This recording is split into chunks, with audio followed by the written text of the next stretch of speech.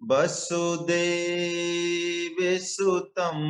देवं कंसमर्दनं देवकी परमानन्दं कृष्णं वन्दे जगद्गुरु। आप सभी वैष्णव जनों के चरणों में दंडवत प्रणाम। महावीर जी को मेरा प्रणाम, JML गुप्ता साहब को प्रणाम, सभी वैष्णव जनों को मेरा प्रणाम। आइए पहले हम मंगलाचरण कर लेते हैं।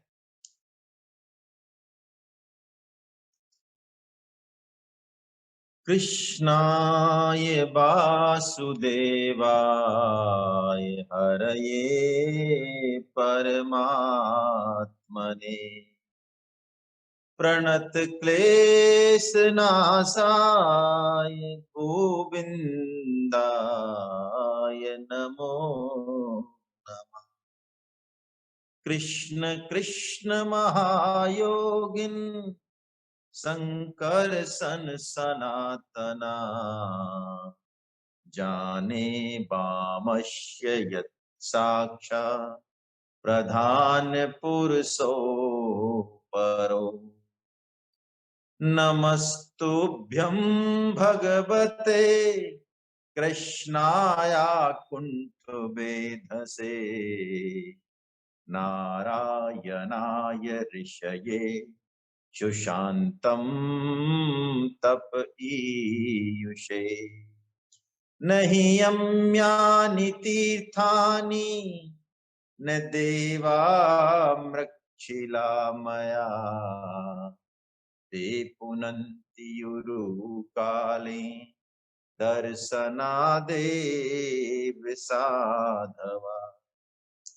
सा वाग्यया तस्य गुणान् गृणीते करो च तत्कर्म करो मनश्च स्मरेद् वसन्तं स्थिरजङ्गमेषु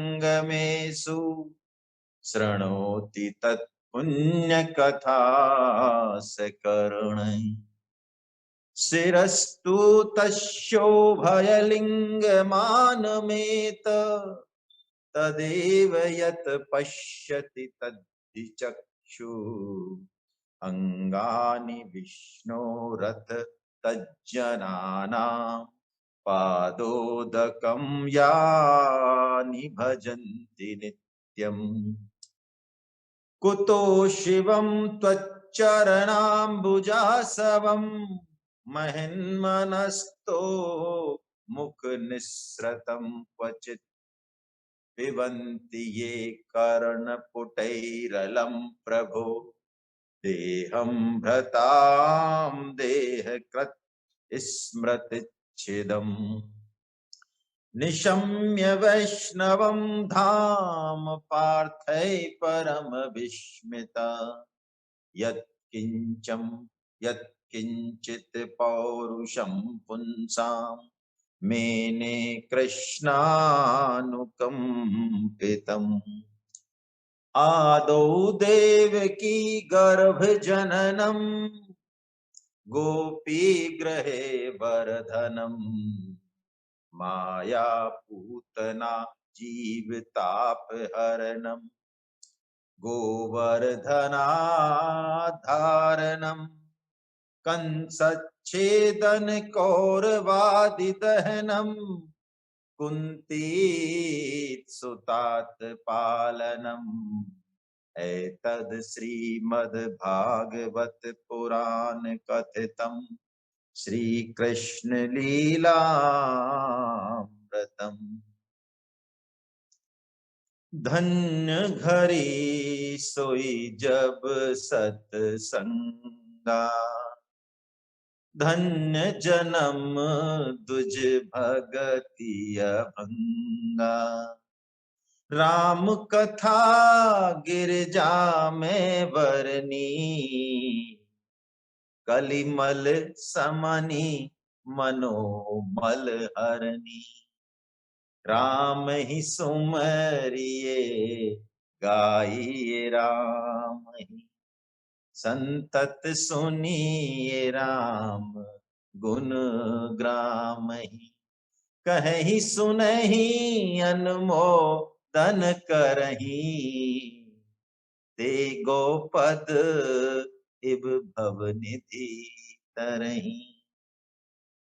मौसम दीन न दीन हित, तुम समान रघुबीर, अस विचार रघुवंश मनि, हरहु विषम भव भी। बोलो बांके बिहारी लाल की जय। हरे कृष्णा। आप सभी वैष्णव जनों को पुनः मेरा दंडवत। मुझे थोड़ा याद नहीं आ रहा है 71वां अध्याय लेना है या हो गया है।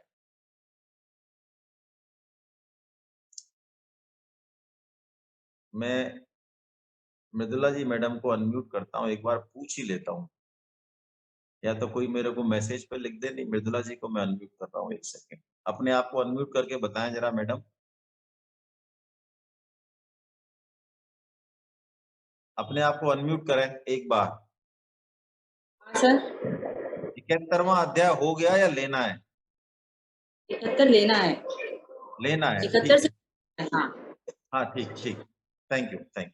हरे कृष्णा हरे कृष्णा। देखिए, तो चलिए थोड़ा सा 5 मिनट हम पुराना बैकग्राउंड बना लें।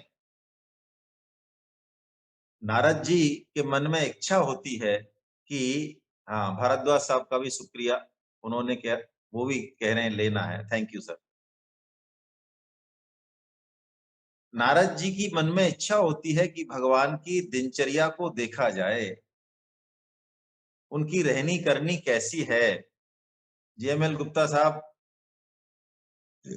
बहुत ही परम परम श्रद्धे पंडित गया प्रसाद जी, श्रद्धे परम श्रद्धे गया प्रसाद जी और परम श्रद्धे स्वामी जी महाराज की जब मुलाकात होती थी, हैं, तो कैसी उनके बीच में बातें होती थी। इस तरह की बातें मैंने जेएमएल गुप्ता साहब से सुनी है, क्योंकि इन्हें उन दोनों ही महापुरुषों के दर्शन का लाभ मिला है। तो संतों की रहनी करनी कैसी होती है, ये नारद जी दिखा रहे हैं हम सबको खुद के निमित्त से, हैं। और उसके बाद भगवान लीला करते हैं नारद जी के साथ, नारद जी भी आनंद लेते हैं। फिर भगवान श्री कृष्ण सुधर्मा सभा में बैठे हुए हैं, राजकाज कर रहे हैं, और हमने देखा कि जरासंध के जो कैदी राजा थे 20,800 शायद, वो आता है उनका दूत संदेश लेके कि महाराज हमें आप बचाइए, हमारी रक्षा कीजिए। ये हमने पढ़ा। तभी नारद जी पुनः आ जाते हैं भगवान की सभा में, और वो कहते हैं प्रभु धर्मराज युधिष्ठिर राजसूय यज्ञ करना चाहते हैं, सबसे बड़ा यज्ञ है ये, तो आप तो इंद्रप्रस्थ जाइए भगवान राज युधिष्ठिर जी। अच्छा, आवाज नहीं आ रही? अरे आप एक बार अपनी आवाज चेक करो भाई, मेरे को तो ऐसा कुछ लग नहीं रहा है। आपने अपना नाम भी नहीं लिखा हुआ है, तो मैं आपसे बात भी नहीं कर पा रहा हूँ। मोबाइल आप अपने नाम से एंटर हो प्लीज, है ना। देखें एक बार, चेक करें अपना कनेक्शन। मुझे लगता है मेरे यहाँ तो कोई समस्या नहीं है। तो नारद जी भगवान को ये सुझाव देते हैं कि आप धर्मराज युधिष्ठिर के पास जाइए, और वो दूत जो आता है जरासंध के कैदी राजाओं को छुड़ाने के लिए भगवान से प्रार्थना करने, तो यदुवंशी युद्ध के लिए तैयार हो रहे हैं, उनकी भुजाएं फड़क रही हैं। जी आ रही है आवाज, आप खुद चेक कीजिए प्लीज। तब भगवान देखिए, करते तो भगवान मन की ही हैं। भगवान श्री राम जब विभीषण जी आते हैं, तो विभीषण जी भगवान के भक्त हैं, और उनके साथ क्या करना है ये भगवान रघुवीर श्री राम को, रघुवीर को पता है। लेकिन भगवान जो है सबसे पूछते हैं, हाँ, और सब अपने अपनी सलाह देते हैं, और हनुमान जी सोच रहे होते हैं अरे ये क्या गड़बड़ हो रही है। तो भगवान मुस्कुराते हैं हनुमान जी की तरफ, चिंता मत करो, तुम्हारे मन में जो है वही होगा, वही होने वाला है। तो भगवान भी यहाँ उद्धव जी से पूछते हैं कि बताइए अब मुझे इन दो कामों में से क्या करना चाहिए। और वो कहते हैं उद्धव जी तुम मेरे नेत्र हो। देखिए कैसे भगवान बढ़ाई देते हैं, संसार में भी भगवान बढ़ाई देते हैं अपने भक्तों को। तो उद्धव जी क्या कहते हैं भगवान से, आइए अब हम इस पे चर्चा करते हैं। 71वां अध्याय 10वें स्कंद का। उद्धव जी ने कहा, भगवन, देवर्षि नारद तो ये कह रहे हैं कि आप अपने फुफेरे भाई यानी कुंती जी जो बुआ हैं उनके पुत्र के राजसूय यज्ञ में शामिल होकर उनकी सहायता करो, और ये राजाओं का जो दूत है, जो राजाओं का संदेशा लाया है, तो ये राजा आपके शरणागत हो रहे हैं, आपसे रक्षा की भीख मांग रहे हैं, तो आप शरणागत वत्सल भी हैं, तो आपको ये काम करना भी जरूरी है। लेकिन प्रभु देखिए कितनी बढ़िया बात कहते हैं, राजसूय यज्ञ दुर्योधन वो युधिष्ठिर जी यदि करेंगे तो उन्हें 10 दिशाओं के राजाओं को जीतना पड़ेगा, अर्थात जरासंध को भी जीतना पड़ेगा। बिना जरासंध को जीते राजसूय यज्ञ नहीं होगा। तो प्रभु आप तो एक काम करो, जरासंध को ऐसे तो जीता जाना संभव नहीं है, क्योंकि 100 क्षौणी सेना है, 10,000 हाथियों का बल है, उसको तो कोई मल्ल युद्ध में, द्वंद्व युद्ध में जीत ले तो जन धन की हानि नहीं होगी। तो आप ऐसा करें प्रभु, भीमसेन के द्वारा उस जरासंध को जीत लें तो राजाओं का उद्धार भी हो जाएगा और राजसूय यज्ञ भी हो जाएगा। और उपाय क्या है उसको जीतने का? उद्धव जी कहते हैं कि वो जरासंध जैसा भी है लेकिन है बड़ा ब्राह्मण भक्त, तो यदि आप ब्राह्मण बन के भीमसेन को ले जाके उसके पास जाएं और युद्ध की याचना करें तो भीमसेन और जरासंध का युद्ध होगा, फिर भीमसेन उसे मार डालेंगे। देखिए इसमें कई सूक्ष्म संदेश हैं जिस पे हम चर्चा करेंगे। बहुत से गीता के वृत्तांतों का यहाँ पे खुलासा भी होगा, 2-3 क्लिष्ट प्रकरणों का। भक्त जो है ये जानता है कि निमित्त चाहे वो बन रहा है, लेकिन उसके पीछे सारी ताकत, सारा आधार, सारा आश्रय भगवान का ही है। तो उद्धव जी कह रहे हैं प्रभु आप ये लीला कीजिए जिससे हम तो आपके इस लीला का और गुणगान करें और अपना कल्याण करें, जैसे कि आपकी पहले की लीलाएं हैं, है ना? जैसे गोपियां के साथ जो आपने रास किया, अपने गजेंद्र शरणागत जो गजेंद्र हाथी था, है ना, उसका उद्धार आपने किया, ऐसे अपने माता पिता को कंस के कारागार से छुड़ाया, ऐसे ही आप इस जरासंध की वो वध करने की लीला भी कीजिए। तो पहले आप राजसूय यज्ञ का होना पसंद करते हैं, मुझे पता है आपके मन में क्या चल रहा है, तो आप इंद्रप्रस्थ जाइए, राजसूय यज्ञ में भाग लीजिए और उसी निमित्त से जरासंध का वध कीजिए। ऐसा उद्धव जी ने भगवान को सलाह दी। तो भगवान श्री कृष्ण ने कह दिया भाई अब फैसला हो गया है, दूत को कह दिया कि जाओ अब तुम अपने राजाओं को कह दो जो बंदी हैं जरासंध के, तुम कहना राजाओं से मेरा संदेश कि तुम्हें डरने की बिल्कुल जरूरत नहीं है, मैं जरासंध का वध कर डालूंगा और तुम्हारा सबका कल्याण होगा। बस दूत तो ऐसा करके चला गया, राजाओं को संदेश दिया। राजा भगवान का ये संदेश सुन के बड़े प्रसन्न होते हैं और भगवान के दर्शन की बाट जोहने लगते हैं। और इधर भगवान श्री कृष्ण अपनी 16,108 रानियों के साथ, यदुवंशियों के साथ, सात्विकी आदि के साथ बड़े बड़े सुंदर रथ आदि तैयार करके, छत्र चंवर ये सब सुन के और इंद्रप्रस्थ जाने की तैयारी करने लगे। और नारद जी उनसे पहले ही आकाश मार्ग से चले गए, है ना, और उनको बता दिया कि भैया हो गया है काम, भगवान जो है दल बल सहित आ रहे हैं। भगवान को तो समय लगा, सुखदेव जी कहते हैं भगवान कई सारे देशों को पार करते हुए, सौबीर, मरु, कुरुक्षेत्र, उनके पास कई बीच में नदियां पड़ी, है ना, बताया है, सरस्वती नदी, द्रसद्वती नदी, पांचाल और मत्स्य देशों में होते हुए आखिर में भगवान इंद्रप्रस्थ जा पहुंचे। अब देखिए क्या बढ़िया बात आई है यहाँ पे, है सुनने लायक और आनंद लेने लायक बात है। युधिष्ठिर जी को जब पता चला, क्या नाम दिया उनका? अजात शत्रु। सेमिनार में भी ये बात आई थी, अजात शत्रु। जब भगवान 12वें अध्याय में भक्तों के लक्षण बताते हैं। कौन से भक्त? सिद्ध भक्त। कितने लक्षण बताते हैं? 39 लक्षण बताते हैं 12वें अध्याय में।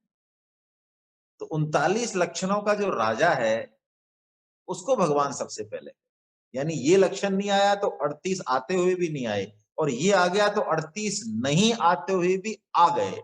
कैसी प्यारी बात है। स्वामी जी बताते हैं ये राजा है। अद्वेष्टा सर्वभूतानां। तो ये युधिष्ठिर जी के लिए सुखदेव जी महाराज कह रहे हैं कि अजात शत्रु युधिष्ठिर, अर्थात अजात शत्रु यानी जिसका शत्रु जन्मा ही नहीं, है ही नहीं कोई त्रिलोकी में। क्या बात है, कैसी बात है। क्या कम दुख भोगे? क्या कम अपमान हुआ? क्या उनके दुश्मन कम थे?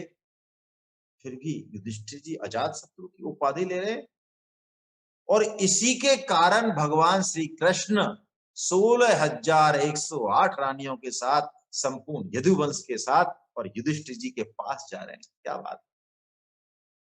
और युधिष्ठिर जी को भी जब पता चला कि भगवान श्री कृष्ण पधारे हैं तो उनका रोम रोम आनंद से खिल गया। आचार्यों के साथ, ब्राह्मणों के साथ, स्वजन संबंधियों के साथ वेद मंत्रों का उच्चारण करते हुए बड़े आदर से वो पैदल पैदल नगर की सीमा के बाहर चले। कैसे चले? सुखदेव जी महाराज जो बात कह रहे हैं वो आप कृपया सुनिए। कैसे चले? जैसे इंद्रियां मुख्य प्राण से मिलने जा रही हैं। हमारी सांस कोई बंद कर दे 1 मिनट में तो पता चले कि क्या होता है प्राण। तो जैसे इंद्रियां प्राणों के बिना विकल हैं, ऐसे युधिष्ठिर महाराज भगवान श्री कृष्ण यानी ऋषिकेश जी के प्रति विकल हैं, उनके दर्शन के लिए आतुर हैं। और जैसे ही भगवान श्री कृष्ण को देखते हैं महाराजा युधिष्ठिर, आनंद के कारण, स्नेह के कारण, प्रेम के कारण उनका हृदय गदगद हो जाता है।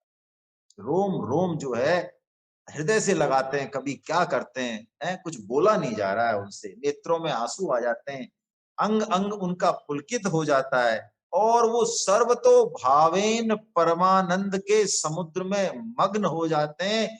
उन्हें ये पता ही नहीं कि मैं कौन हूं, कहाँ खड़ा हूं। ये सुखदेव जी कह रहे हैं विश्व प्रपंच जो है ये सब मानो उनका ये भ्रम लीन हो जाता है।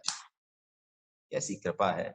ये भगवत दर्शन से हो जाता है, ये संत कृपा से भी हो जाता है, संतों के संग से हो जाता है। साधन से जो नहीं होता, सालों साल नहीं होता, जन्मों जन्मों नहीं होता, वो कृपा से हो जाता है। होता ही कृपा से है, हो नहीं जाता। मैं गलत बोल रहा हूं, कृपा से ही होता है। युधिष्ठिर जी तो मग्न है, तो बाकी लोग सोच रहे भैया हमारा अरे हमारा भी तो नंबर लगने दो, हाँ हम भी तो खड़े हैं। तो फिर भगवान सबसे मिलते हैं। उन्हें बड़ा आनंद आया। भीमसेन जी से मिले, अर्जुन से मिले। अर्जुन तो भगवान को आलिंगन में ले रहे हैं, आंसुओं आंसू बाढ़ आ रही है, फिर दोबारा आलिंगन में ले रहे हैं। ऐसे करके भगवान सबसे यथायोग्य मिले। फिर सभी सुहृद सुजनों के साथ उन्होंने इंद्रप्रस्थ नगर में, जिसको कि बहुत अच्छे से सजाया गया था, वहां पे वो प्रवेश किया उन्होंने। श्रीधर स्वामी जी अपनी टीका में लिखते हैं इस प्रसंग में।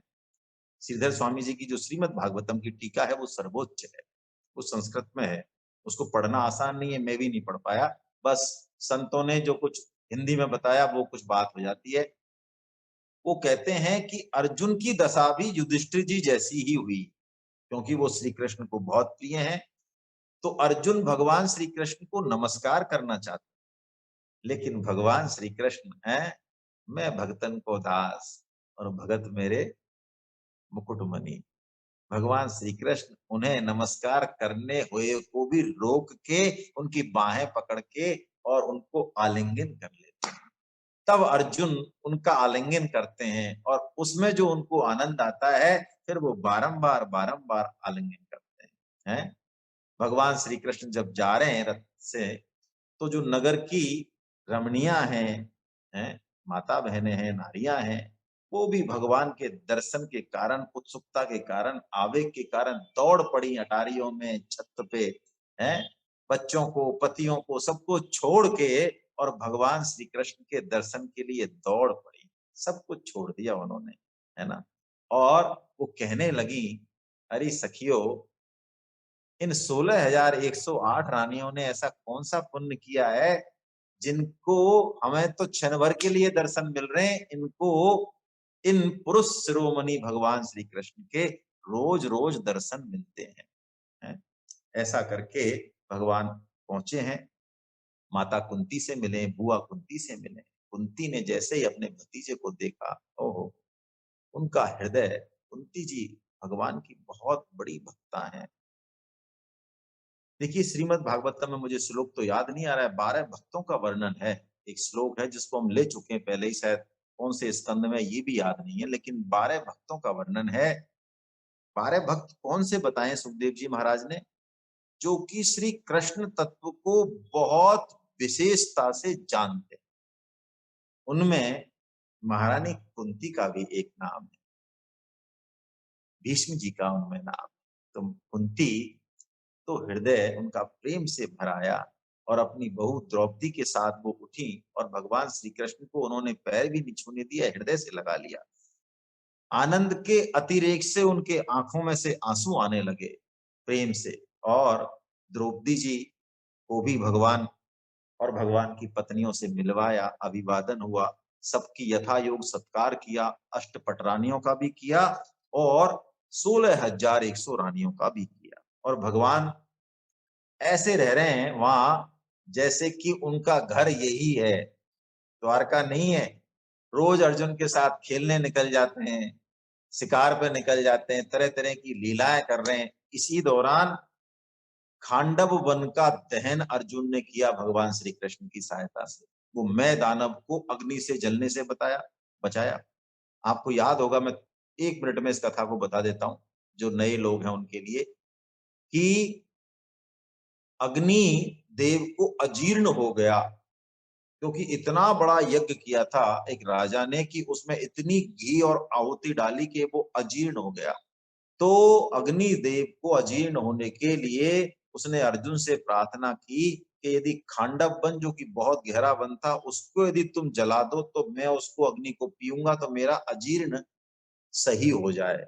तो अर्जुन ने खांडव वन को जलाया, अग्नि का अजीर्ण हुआ, सही हुआ। अग्नि ने अर्जुन को, अग्निदेव ने रथ दिया और भी बहुत सारी चीजें दी। और उस वन में मैं दानव एक रहता था, वो जलने लगा तो उसको भी बचाया अर्जुन ने। तो मैं दानव ने ही, ये मायासुर ने, मैं दानव ने ही इस इंद्रप्रस्थ का निर्माण किया जो कि बहुत ही दिव्य था, जिसमें कि दुर्योधन को भ्रम हो जाता है ना? ये मैं दानव ने ही किया। तो भगवान श्री कृष्ण राजा युधिष्ठिर को और पांडवों को प्रसन्न करने के लिए कई महीनों तक इंद्रप्रस्थ में रहे। क्यों रहे? राज्ञ प्रिय चिकीर्षिया। देखिए, भक्त को आनंद देने के लिए भगवान रहे हैं। अब आगे 72वें अध्याय में सुखदेव जी बात कर रहे हैं और बड़ा प्यारा अध्याय है, बहुत प्यारे इसमें गीता के कुछ मैसेज हैं, उन पे हम चर्चा करेंगे। पहले फिर अध्याय लेते हैं। देखिए, इसमें राजसूय यज्ञ युधिष्ठिर करना चाहते हैं, सभी देवता उसमें आएंगे। और गीता में क्या आया है 7.20 से 7.23 में, कि जो देवताओं का पूजन करते हैं वो मूर्ख हैं, वो बुद्धिहीन है, ऐसा कहा है भगवान ने खुद ने। और युधिष्ठिर यहाँ क्या करना चाह रहे हैं? देवताओं का पूजन करना चाहते हैं। तो ये तो बात देखने में तो बड़ी उल्टी सी लग रही है। नहीं, ये बात सुलटी है। युधिष्ठिर जी क्या कहेंगे, उस बात को यहाँ समझने की और सुनने की जरूरत है। वो ये बताना चाह रहे हैं हम सबको कि समस्त देवताओं को आमंत्रित करने के बाद भी जो मुख्य केंद्र है शक्ति का, कृपा का, वो भगवान श्री कृष्ण ही हैं। देव पूजन कैसे हो, कैसे करें देव पूजन, इसका तरीका मानो युधिष्ठिर बता रहे हैं। हम नवग्रह पूजन करें, सभी ग्रहों का पूजन करें, लेकिन श्री कृष्ण ग्रह हित मानसा, इस भाव से करें। केंद्र में जैसे भगवान सूर्य रहते हैं, ऐसे ही केंद्र में भगवान श्री कृष्ण रहने चाहिए। और यही बात वो कहेंगे। देखिए, गीता का जो जो ये वृत्तांत है, जो बड़ा क्लिष्ट सा लगता है कई बार, इस अध्याय से बिल्कुल स्पष्ट होगा। क्या कह रहे हैं युधिष्ठिर भगवान श्री कृष्ण से एक दिन राजसभा में? हे गोविंद, मैं सबसे बड़ा सर्वश्रेष्ठ जो राजसूय यज्ञ है वो मैं करना चाहता हूं। क्यों करना चाहता हूं? देखिए क्या कह रहे हैं। आपका और आपकी ही विभूति स्वरूप जो देवताएं हैं, क्या कह रहे हैं? मैं आपका यजन करना चाहता हूं और आपके ही परम पावन विभूति स्वरूप देवताओं को भी यजन करना चाहता हूं। प्रभु, मेरा ये संकल्प पूरा कीजिए। आहा, भगवान से कह रहे हैं। बड़ा प्यारा श्लोक है। आगे जो बात कहेंगे युधिष्ठिर जी, कृपया मुझे बोलने ले दीजिए, है ना। त्वत्पादुके अविरतं परियेचरन्ति, ध्यायन्ते अभद्रनसने शुचयो गृह्णन्ति। आपके चरण कमलों की जो पादुकाएं हैं वो समस्त अमंगलों को नष्ट करने वाली। विन्दन्ति ते कमलनाभ भवापवर्ग, आशासते यदित आशीष ईसनान्ये। आपके जो चरण कमल हैं प्रभु, वो जन्म मृत्यु के चक्र से, भव से छुटकारा दिलाने वाले हैं। और आपके चरण कमल ऐसे हैं कि यदि उनसे सांसारिक अभिलाषा भी की जाए तो वो भी पूरी हो जाती है। लेकिन कोई आपसे मोक्ष तो मांगे नहीं, प्रेम तो मांगे नहीं, और सांसारिक भोग मांग ले तो वो बुद्धिमान नहीं है, वो बुद्धिमान नहीं। हे देवताओं के आराध्य देव, मैं ये चाहता हूं कि आप इस राजसूय यज्ञ को पूरा कीजिए। भगवान श्री कृष्ण कहते हैं, आपका ये निश्चय बड़ा ही उत्तम है राजन, ये यज्ञ आप अवश्य कीजिए, है ना। समस्त देवताओं को बुलाइए, सारी पृथ्वी को अपने वश में कीजिए और फिर इस राजसूय यज्ञ को कीजिए। आप तो परम मनस्वी और संयमी हैं। आप लोगों ने मुझे अपने सद्गुणों से वश में कर लिया है। जिन लोगों ने अपनी इंद्रियों और मन को वश में नहीं किया, वे मुझे वश में नहीं कर सकते। क्या कह रहे हैं भगवान? जिसने अपनी इंद्रियों और मन को ही नहीं जीत पाया, वो फिर मुझे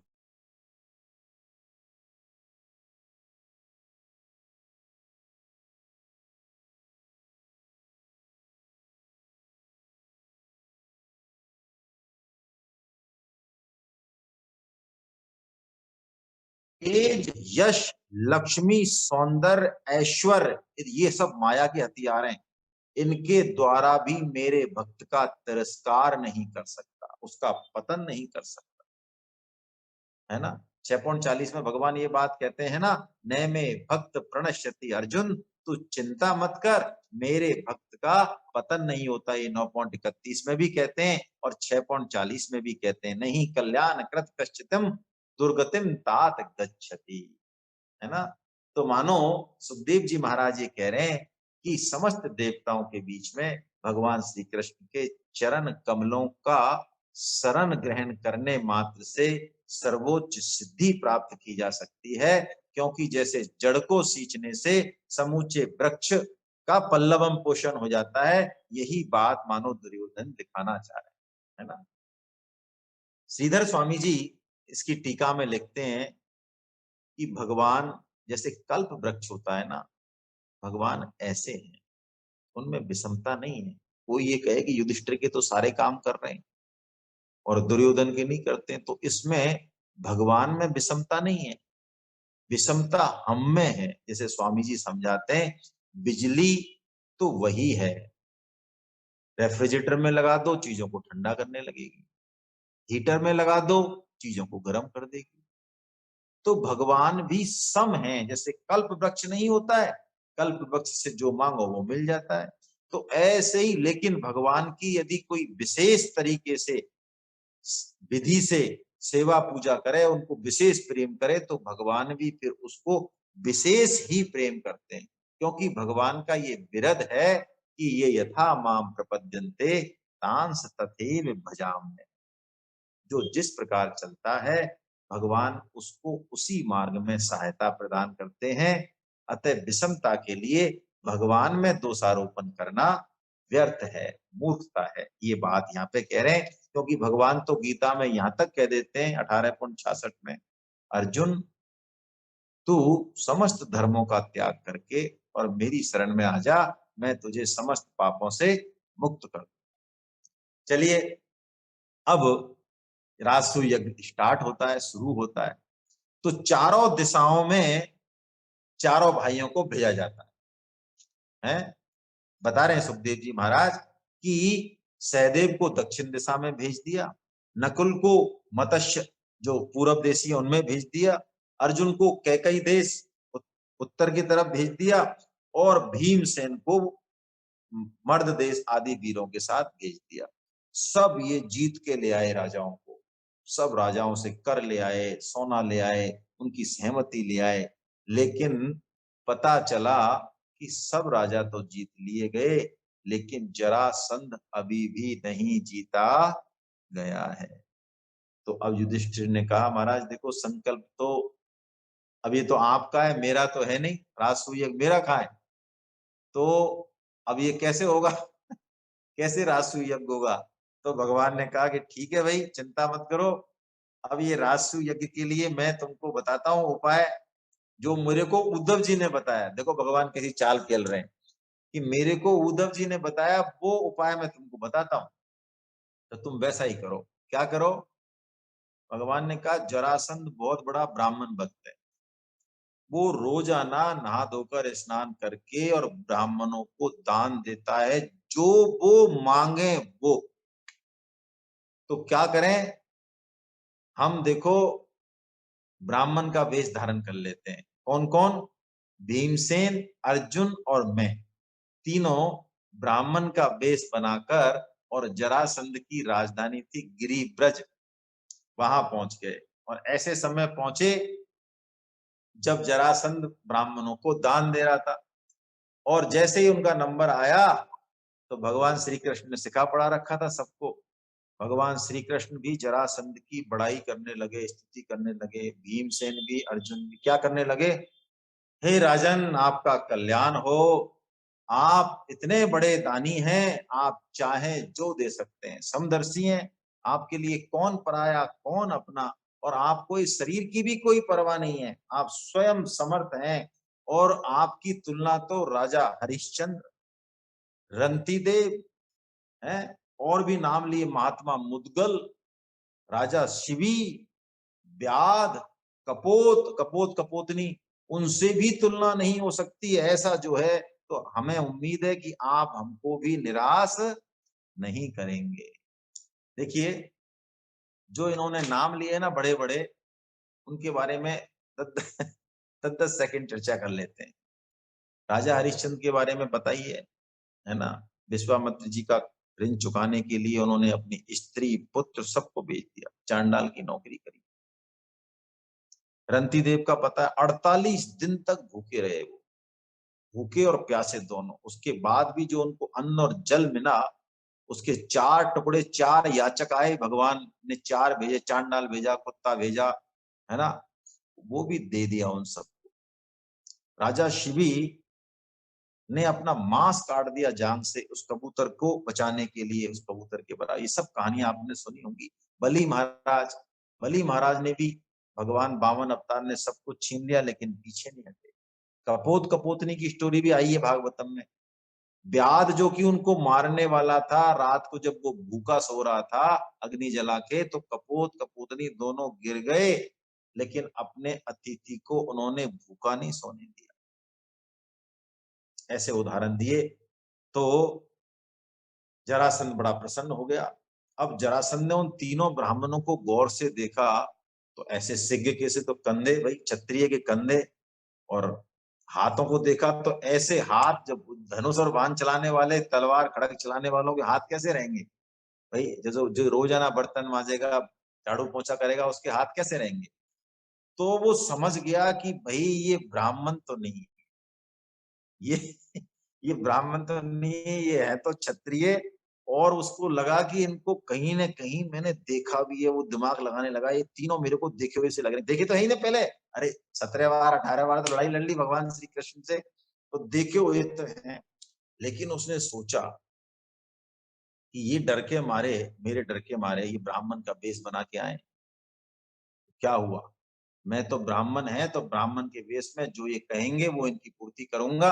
अरे राजा बलि ने भी जब अपना धर्म नहीं छोड़ा, उसको पता चल गया कि ये बामन बामन भगवान है, और उनके गुरुदेव ने भी मना किया शुक्राचार्य ने, लेकिन उसने अपना धर्म नहीं छोड़ा, तो मैं भी अपना धर्म नहीं छोड़ूंगा, क्योंकि ये शरीर तो नाशवान है। तो उसने कहा, ब्राह्मणों आप मांग लो जो आपको मांगना है, जो आपकी इच्छा हो। तुम चाहो तो मैं अपना सिर भी तुमको दे सकता हूं।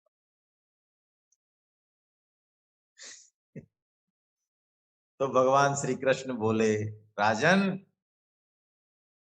तुम जो समझ रहे हो ना कि हम कोई, हाँ, अन्न के भिक्षुक, कोई ब्राह्मण है, कोई अन्न वन्न मांगेंगे, कोई गाय वाय मांगेंगे छोटा मोटा, हम कोई ब्राह्मण नहीं है, हम क्षत्रिय हैं, और हम तुमसे युद्ध की भिक्षा मांगते हैं। और सुनो, मैं, ये कौन है? ये सबसे पहले इसका परिचय कराता हूँ। ये सबसे डील डोल में तगड़ा दिख रहा है, ये भीमसेन है, और ये कुंती पुत्र अर्जुन है, और मैं इनका ममेरा भाई, और तुम्हारा परम शत्रु, पुराना शत्रु, मैं श्री कृष्ण हूं। ऐसा भगवान ने जो है उनको परिचय दे दिया। अब पोल खुल गई। तो जरासंध की बुद्धि ऐसी हुई उस समय कि वो हंसने लगा कि अच्छा, युद्ध करना चाहते हो मेरे से? तो कृष्ण, तुम तो इतने डरपोक हो कि तुम मेरे से छिपके समुद्र में है, समुद्र में जा छिपे मेरे डर के मारे, तुमसे मैं क्या युद्ध करूं? है, तुम तो मेरे से युद्ध करने लायक ही नहीं हो। और रहा ये अर्जुन, इसको तो मैं योद्धा ही नहीं मानता हूं। एक तो ये मेरे से उम्र में छोटा है, तो ये मेरे जोड़ का वीर नहीं है। हाँ, मैं इसके साथ भी, हाँ, ये भीमसेन जो है ना, ये कुछ, हाँ, इससे कुछ बात बस सकती है मेरी। तो ऐसा कह के जरासंध ने एक गदा भीमसेन जी को पकड़ा दी, और एक गदा खुद ने ले ली, और आ गए नगर से बाहर अखाड़े में, और लड़ने लगे। कैसा युद्ध हुआ! बहुत जबरदस्त युद्ध हुआ। सुखदेव जी महाराज वर्णन करते हैं जैसे कोई दो श्रेष्ठ नट रंगमंच पर युद्ध का अभिनय कर रहे हैं। गदाएं चूर चूर हो गई, कंधे कमर। 27 दिन तक युद्ध चला। कितने दिन तक? 27 दिन तक युद्ध चला। आखिर में भीमसेन ने कहा भगवान श्री कृष्ण से 28वें दिन की, प्रभु मैं तो इस जरासंध से जीत नहीं सकता, मेरी नहीं पड़ेगी पार, है ना?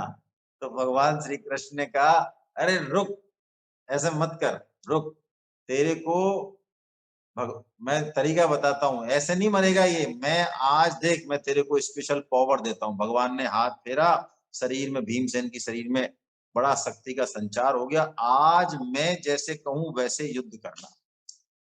तो युद्ध करते करते भगवान ने एक तिनका उठाया, और उसको बीच में से चीर के फेंक दिया।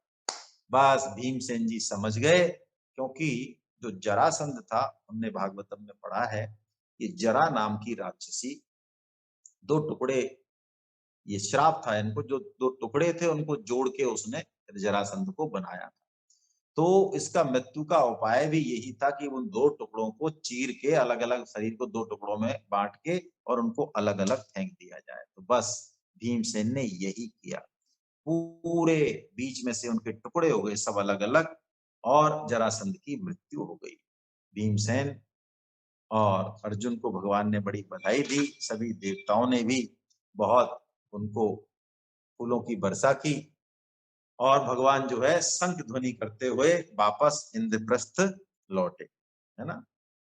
अब भगवान, जरासंध ने जो कैद कर रखे थे कितने, 20,800 राजा, अयुते द्वय शतान यष्टो, अयुत यानी 10,000, तो अयुत द्वय यानी 2 अयुत यानी 20,000। अयुत का मतलब संस्कृत में 10,000 होता है। तो 20,800 राजा थे। तो भगवान जो है, भगवान का वर्णन कर रहे हैं, जब वो गए जरासंध की जेल में उनको छुड़ाने, तो भगवान ने अपना बड़ा मनोहर रूप उनके सामने प्रकट किया। गदा, शंख, चक्र, कमल, वक्षस्थल पर श्रीवत्स का चिन्ह, कोमल रत्नारे नेत्र, कानों में मकराकृत कुंडल, सुंदर मुकुट, मोतियों का हार, कड़े, करधनी, बाजूबंद, बड़ी प्यारा भगवान के रूप का वर्णन है। और जैसे ही भगवान श्री कृष्ण का दर्शन हुआ, उन राजाओं को जेल में रहने का जो कष्ट था, क्लेश था, वो सब जाता रहा और वो भगवान श्री कृष्ण की स्तुति करने लगे, है ना। बहुत प्यारी स्तुति है। और ये ऐसा श्लोक है जिसको हम मंगलाचरण में भी लेते हैं। ये इन्हीं राजाओं ने बोला है ना। हम पहले स्तुति सुन ले, अंत में श्लोक को बोलेंगे। क्या कह रहे हैं वो राजा? वो कह रहे हैं, हे प्रभु, शरणागतों को दुख हरने वाले, भय हरने वाले देव देवेश्वर, हम आपको नमस्कार करते हैं।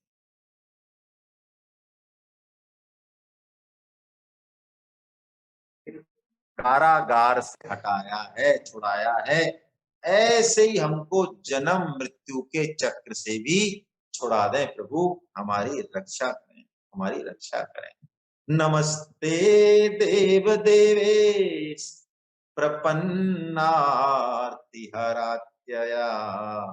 प्रपन्नान पाहिना कृष्णा, निर्वन्नान भोर संसते। वो ये कह रहे हैं, प्रभु, राजा राजमद में इंद्रियों का लोलुप हो जाता है, फिर वो पतन हो जाता है, उसका काल की बड़ी गहन गति है। आपकी कृपा से हमारा ये घमंड अभिमान चूर चूर हो गया। अब तो आप एक ही कृपा करो कि हमें आपके चरण कमलों की कभी भी विस्मृति नहीं रहे। हमें चाहे हमारे जो कर्म है उसके हिसाब से आप किसी भी योनि में भेजें, लेकिन आप कृपा ये करो प्रभु कि आपके चरण कमलों की हमें विस्मृति नहीं हो। बहुत प्यारा श्लोक। कृष्णाय वासुदेवाय हरये परमात्मने प्रणत क्लेश नाशाय गोविंदाय नमो नमः। प्रणाम करने वालों के क्लेशों का नाश करने वाले हे श्री कृष्ण। क्या बात है, क्या बात है सुखदेव जी महाराज की, है? कितना सरल सौदा है भाई। देखो, हमारे जैसे लोगों के लिए ये करुणा के द्वार खोल रहे हैं। प्रणत क्लेश नाशाय, प्रणाम करने वालों के भी क्लेशों का नाश करने वाले हे श्री कृष्ण। हरये परमात्मने प्रणत क्लेश नाशाय गोविंदा नमो नमः। गोविंद देव जी के दर्शन करने आप जाएं जयपुर में। हाँ, गुप्ता जी सिर हिला रहे हैं, दीपक गुप्ता साहब। तो वहां जब दरवाजे खुलते हैं ना, पट खुलते हैं, तो वहां लिखा हुआ है ये श्लोक। हाँ, ये यहीं से लिया गया है, देखो इसका रेफरेंस है। कैसा प्यारा श्लोक है। तो वो यही कहते हैं, प्रभु अब बस हमें आपका स्मरण रहे। तो प्रभुपाद जी वर्णन करते हैं कि भगवान की कृपा होने पर ही हम निरंतर भगवान का स्मरण कर सकते हैं। इसीलिए हमें बारंबार बारंबार नाम जप करने के लिए कहा जाता है, गीता प्रचार करने के लिए कहा जाता है। क्यों? यदि आप किसी को गीता प्रचार के लिए कहेंगे तो आपका स्मरण तो स्वतः होगा ही। भगवान नाम जब आप करेंगे तो स्मरण होगा ही। और ऐसे भक्तों के लिए जो निरंतर स्मरण करते हैं भगवान, उनको भगवान ने अपनी प्राप्ति बहुत सरल बताई। कहा? 8.14 में गीता में। अनन्य चेता सततम यो माम स्मरति नित्यसा। जो अनन्य भाव से मेरा स्मरण करते हैं नित्य, तस्याहम सुलभ पार्थ नित्य युक्त योगिना। यही जीवन का लक्ष्य है कि हमें भगवान का स्मरण लगातार बना रहे, चाहे हम कोई कुछ भी काम करते रहे, कुछ भी काम करते रहे। तो अब देखिए, जब राजाओं ने ऐसी स्तुति की ना भगवान की, अपना दिल खोल के रख दिया, तो भगवान श्री कृष्ण जो है ना 6 श्लोक बोलेंगे अब, और इन 6 श्लोकों में संपूर्ण गीता का सार बताएंगे भगवान। 6 श्लोक बोलेंगे मात्र। इन राजाओं को, है ना, प्रसन्न है ना राजाओं से, तो भगवान बड़ी मधुर वाणी से राजाओं से कहते हैं, क्या कहते हैं। पहला श्लोक वो कहते हैं, हे राजाओं, हे नरपतियों, तुम लोगों ने जैसी इच्छा प्रकट की है उसके अनुसार आज से ही तुम लोगों की मुझ में दृढ़ भक्ति होगी, क्योंकि मैं सबका आत्मा हूं, सबका स्वामी हूं। जो इच्छा करी है हूं मन माही। तुलसीदास जी महाराज कहते हैं ना, जो इच्छा करी है हूं मन माही। मुझे आगे याद नहीं आ रहा। प्रभु प्रसाद कछु दुर्लभ नहीं, कुछ ऐसी चौपाई है। प्रभु प्रसाद कछु दुर्लभ नाही।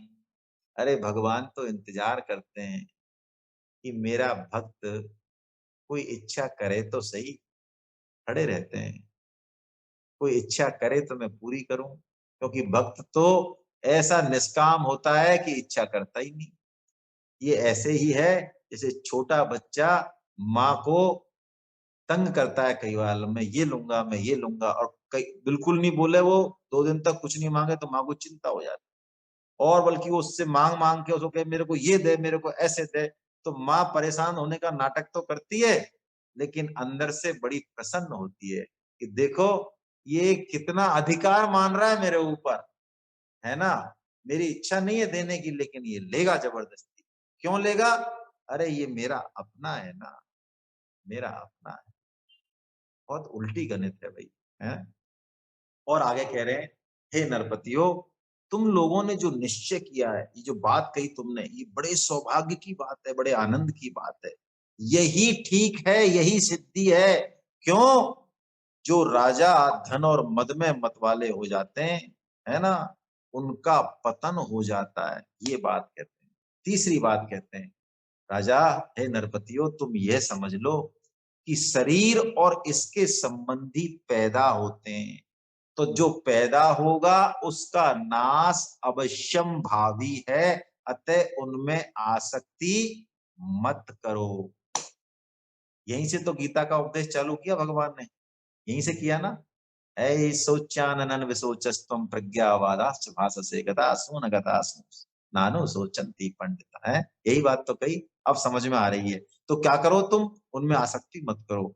तुम तो मन और इंद्रियों को वश में करके और मेरा यजन करो, धर्म पूर्वक प्रजा की रक्षा करो, और वंश परंपरा की रक्षा के लिए संतान उत्पन्न करो, भोग के लिए नहीं। और जो कुछ मैं दूं तुम्हें, जन्म दूं, मृत्यु दूं, हानि, लाभ, यश, अपयश, मान, अपमान, उसको तुम प्रसाद मानकर ग्रहण करो। अपना चित्त लगाओ मेरे में, और अपने आत्मा में रमन करो।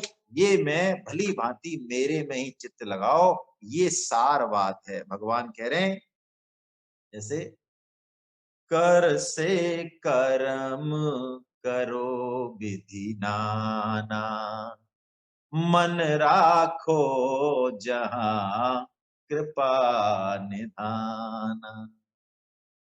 तुलसीदास जी वर्णन करते हैं कि बाली भगवान वध करते हैं, उसका फटकारते हैं, लेकिन वही वाली कितनी पाप कर्म करने के बाद भी परम सिद्धि क्या, मृत्यु के समय बाली की जो मृत्यु है ना, उसका वर्णन हम देखेंगे तो बड़ा आनंद आएगा। तुलसीदास जी ने किया है। मृत्यु में, पापी की मृत्यु में इतना कष्ट होता है, लेकिन वाली की मृत्यु कैसे होती है? कैसे होती है?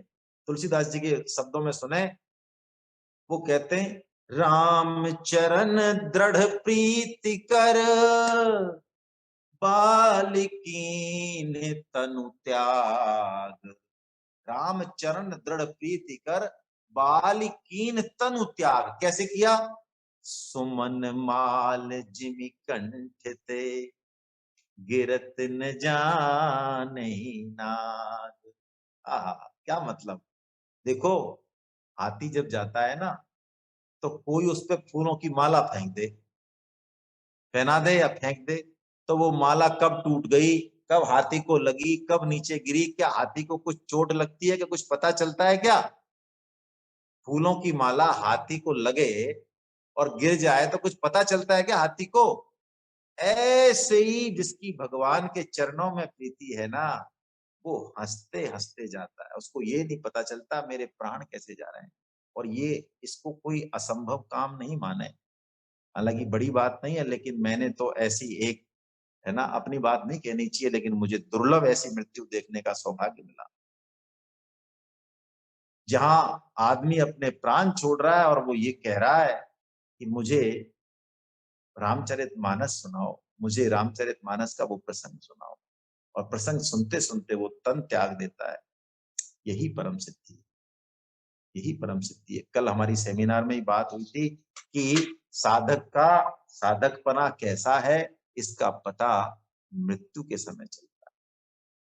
इसलिए किसी का मन यदि इन बातों को नहीं पकड़ पा रहा है, नहीं समझ रहा है, बुद्धि बहुत तेज है, नहीं इन चीजों में रस आ रहा है, तो वो नारायण जो संत हुए उनका ये दोहा हमेशा याद रखे, बार बार बोले क्या?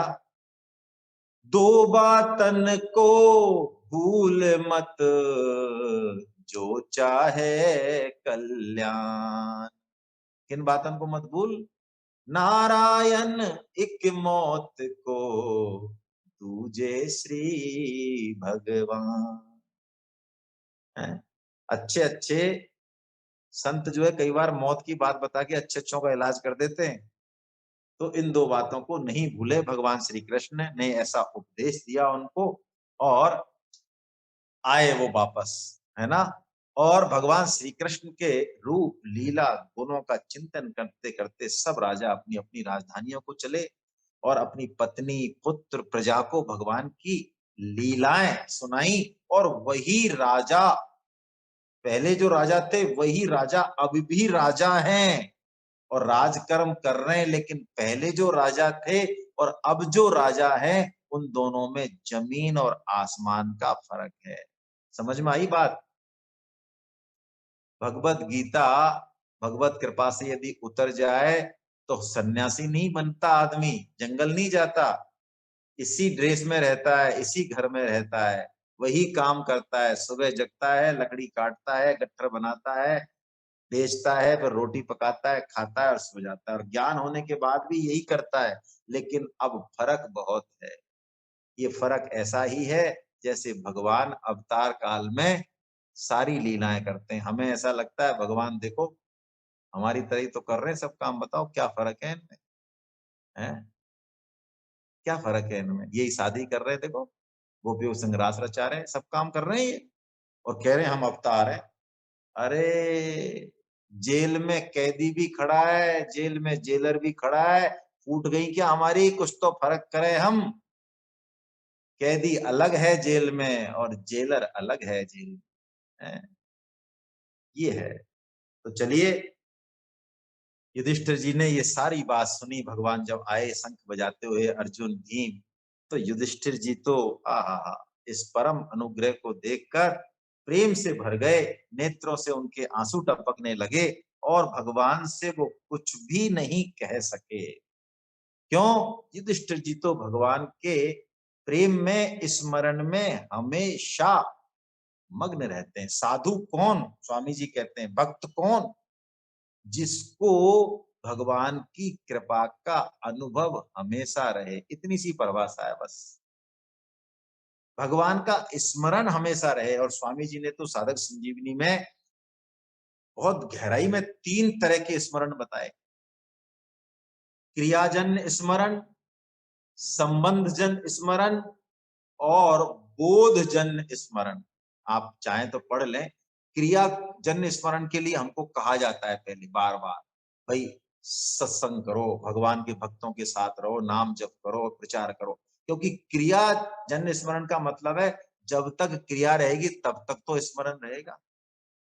फिर स्वामी जी एक और ऊंची बात बताते हैं कि भगवान से अपना रिश्ता बना लो, उनको अपना मान लो। यदि भगवान को अपना मान लिया तो ये जो है संबंध जन्य स्मरण हो गया। जैसे हमें को पता है हम ब्राह्मण हैं, हम वैश्य हैं, हम पुत्र हैं, हम पति हैं, हम पत्नी हैं, और इसमें जब दृढ़ता होगी संबंध में, जब संबंध में दृढ़ता होगी तो स्वामी जी कहते हैं फिर बोध जन्य स्मरण हो जाए, फिर विस्मृति नहीं होगी, फिर भगवान के वचनों पे ऐसा ही अटल विश्वास हो जाएगा जैसे कि हमको हमारे ऊपर विश्वास है। यही बात है, बड़ी प्यारी बात है। तो युधिष्ठिर जी महाराज भगवान श्री कृष्ण की कृपा के आगे कुछ बोल नहीं पाते हैं। देखिए, जब भी प्रेम का सर्वोच्च तत्व घटता है, आप देखेंगे वाणी वहां जवाब नहीं, वाणी रुक जाती है। रुक्मणी जी ने ब्राह्मण को संदेशा भेजा भगवान श्री कृष्ण के पास, और ब्राह्मण आ गया सारा काम करके, तो रुक्मणी जी कुछ कह नहीं पाई, बस हाथ जोड़ के उनको विदा किया, कुछ नहीं दे पाई। क्यों नहीं दे पाई? क्योंकि उन्होंने जो काम किया उस ब्राह्मण ने भगवान श्री कृष्ण के पास संदेश पहुंचा के, उसके एवज में वो क्या दें? संसार की बड़ी से बड़ी चीज भी तुच्छ है। ऐसे ही सबरी भगवान श्री कृष्ण जब घर आते हैं तो बावली हो जाती है, क्या उठाती हैं, क्या धरती हैं, कुछ कह नहीं पाती, कुछ भी नहीं बोल पाती हैं, क्योंकि जब आनंद घटता है ना तो ये शब्द जो है चले जाते हैं। और यही बात भगवान श्री कृष्ण भी कहते हैं, जब वो आते हैं गोपियों से विदा लेके, तो गोपियों से कहते हैं, हे गोपियों, मैं तुम्हारा आजीवन ऋणी ही रहूंगा, मैं ऋणी ही। ये प्रेम आश्रु हमको निशब्द कर देते हैं। बहुत बड़ा प्यारा प्रसंग है। मेरे ख्याल से समय हो गया है। सुरेंद्र साहू जी दिख रहे हैं मुझे अपनी बिटिया के साथ, 2 दिन तक ये वहां रहे थे बिटिया को छोड़ के। आपकी माता जी और धर्मपत्नी जी भी, आपको सबको नमस्कार, हरे कृष्णा। चलिए, बहुत बढ़िया। महावीर बंसल साहब, कुछ 2 शब्द सुना दें, आज बहुत दिनों में दर्शन हुए हैं आपके। मैं आपको अनम्यूट कर रहा हूं, देखो, है ना, कुछ आपसे सुनने की इच्छा है, आज आप पकड़ में आए हो तो कुछ सुना दो महाराज। हाँ, अपने आप को अनम्यूट कर ले आप। हरे कृष्णा सर, हरे कृष्णा। हरे कृष्णा, हरे कृष्णा। सर बस आज सुनकर बड़ा अच्छा लगा कि आपने शाम को क्लास शुरू की है, तो सौभाग्य मिलेगा कि आपकी वाणी सुनने को मिले। अरे ये तो मेरा सब, हाँ बिल्कुल। अब देखो, कोशिश करेंगे कि अपन शाम को 8, 7:30, 8, 7:30 हाँ, एक घंटे की क्लास लिया करें। ये समय से शूट कर जाता है, क्योंकि इस समय शाम को सब फ्री रहते हैं, टीवी देखते हैं, कोई और काम तो है नहीं किसी के पास। जब भगवान नाम करेगा कोई तो ये भी भगवान नाम से कम नहीं है। हाँ हाँ हाँ। चलिए, बहुत अच्छा, बहुत अच्छा। कोई बाकी और? सर, हाँ, हरे कृष्णा। हरे कृष्ण। किसी और भक्त के मन में कोई बात है, कोई प्रश्न है, कोई टिप्पणी है तो कृपया, है ना, अनुग्रहित करें, हाथ खड़ा कर दें मेरे को, अब मैं उन्हीं को अनम्यूट कर दूंगा। फिर यदि हैंड रेस कर दें, हैंड रेस कर सकते हो तो सीख लें।